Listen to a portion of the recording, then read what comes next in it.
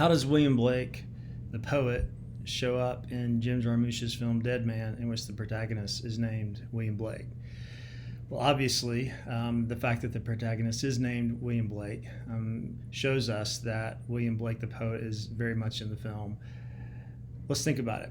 So, initially, William Blake, the name of the Depp character, is ironic. William Blake in the film seems to lack all the qualities that William Blake, the poet, possessed. William Blake in the film initially is clueless. He is naive, he is ignorant, and is willing to let himself be used as a cog in a vast, vulgar corporate machine. So irony is a primary mode in terms of the Johnny Depp character in which William Blake exists. Early in the film, we can liken the Johnny Depp character to Tom Dacre in the Chimney Sweeper song from Songs of Innocence, who is a cog in this vast imperialistic machine, is being exploited by this imperialistic machine, but isn't aware of the fact that he's being exploited, and ignorantly tries to come up with fantasies that will allow him to get through his day. Now, by the end of the film, we see Johnny Depp's character fit more the mold of the chimney sweeper from Songs of Experience, who, yes, is still in this world of violence and exploitation, but is aware of the violence and exploitation and has come up with ways to fight against the violence and exploitation. Another irony is that William Blake in the film expresses his artistic vision through not poetry, but through his guns. Nobody, played by Gary Farmer, says that. William Blake, you will express your poetry through your guns. So we have to ask ourselves, how does gunplay run parallel to the making of poetry? That seems on the surface to be a very odd confluence, but it's something we'll think about, and we'll wonder, is ultimately Johnny Depp as William Blake ironic in that way too, not only insofar as he starts out as a very non-Blakean character, but also insofar as he expresses his poetry through gunplay instead of through actual poetry. Other parallels. Well, the woman that Johnny Depp meets early in the film in the town of Machine is named Thel, played by Millie Avital. And she is a former prostitute who now makes paper flowers and puts a little drop of perfume into each. How is she like Thel?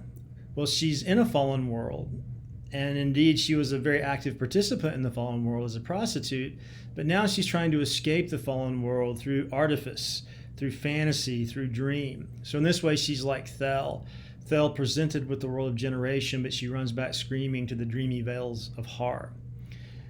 The fact that Johnny Depp's character, William Blake, he and Thel have sex. At the end of that night of sex, Thel is, of course, shot and killed. The bullet goes through her and hits William Blake, and thus begins his journey to the Western Sea. So we can say that Thel, as a marker of the threshold between innocence and experience, appropriately appears in the film just at a time when William Blake himself is thrown out of the world of innocence, where he's a clueless accountant in a ridiculous suit, into the world of experience, where he learns from nobody how to negotiate this violent world.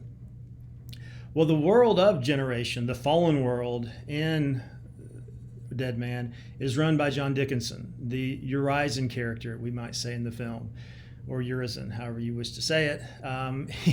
He has turned his world into a machine. Urizen loves machines.